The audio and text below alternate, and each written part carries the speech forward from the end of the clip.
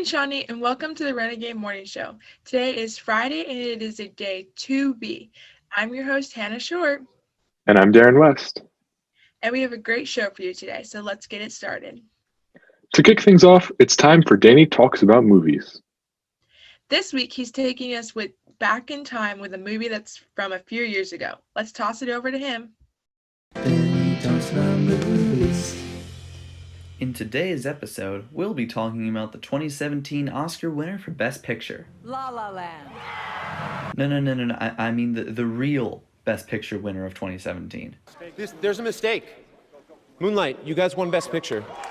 I missed Moonlight when it was released, probably because I wasn't really all that into film at the time, and while I regret that, I honestly kind of forgot that this film existed.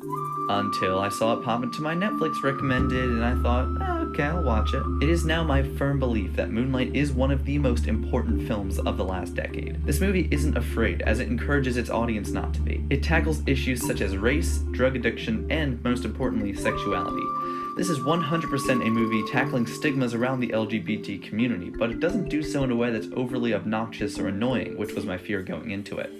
And as a result of that, the movie feels like real interactions with real people as opposed to just movie characters moving wherever the screenwriter tells them to. I also really love how this movie depicts the life of this one guy, Chiron. I've seen movies jump times before, most recently in movies like The Irishman and Avengers Endgame, but this movie does it so expertly and naturally that it actually seems like real people doing real things. It doesn't just seem like the screenwriter is sitting there saying, okay, now we can do this, right? No, that's not the way that this movie works. With the rise of movements like Black Lives Matter, it's great seeing a movie with so much empowerment in it. It's on Netflix as of right now, so I highly recommend you give up an hour and 50 minutes and give this movie a watch. It truly is an important movie for our times.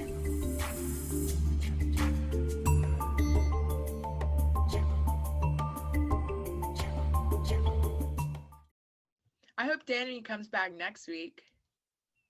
Me too. It's great getting weekly movie suggestions. I agree.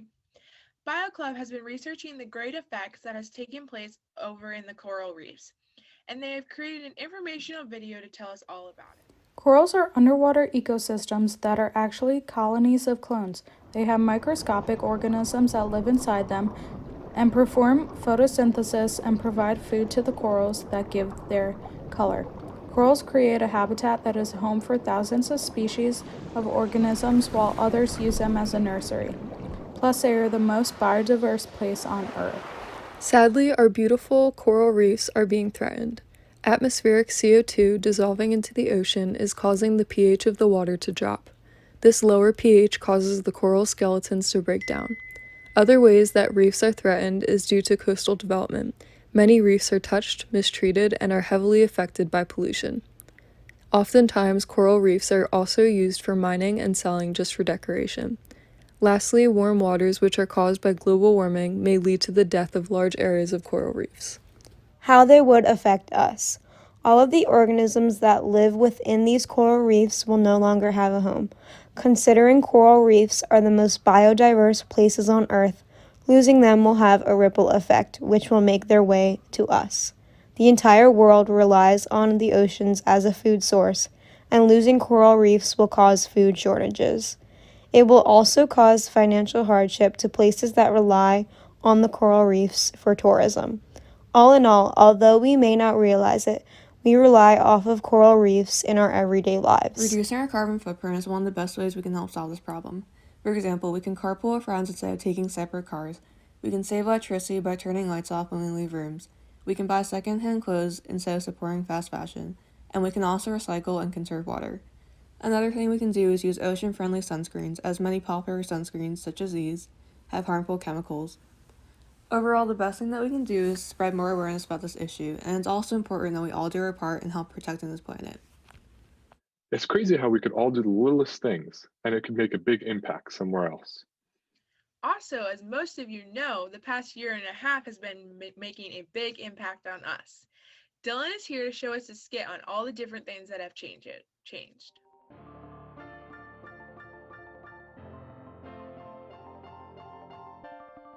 Look at all that snow out there.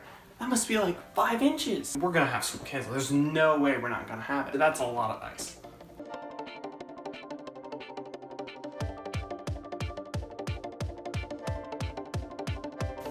Oh wow, that's a lot of snow. We got like 6 inches and the power's still on. Why does this always happen? Like when during a weekend the power goes off when this happens, but during the week, hey, you just got to do virtual learning. Anyway, this is not as exciting as I thought it would be.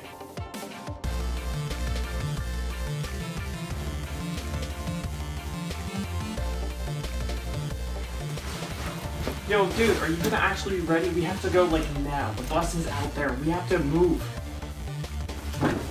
Yeah, dude, I like lost everything. I can't find anything, any of my stuff. It's all just not here. What do you mean you forgot your things? Like, aren't they all organized? Like, you should have done it last night. Dude, I understand this, but like, we gotta get, I can't, we have to go like now, dude. It's like 5 here. I can't find my guitar.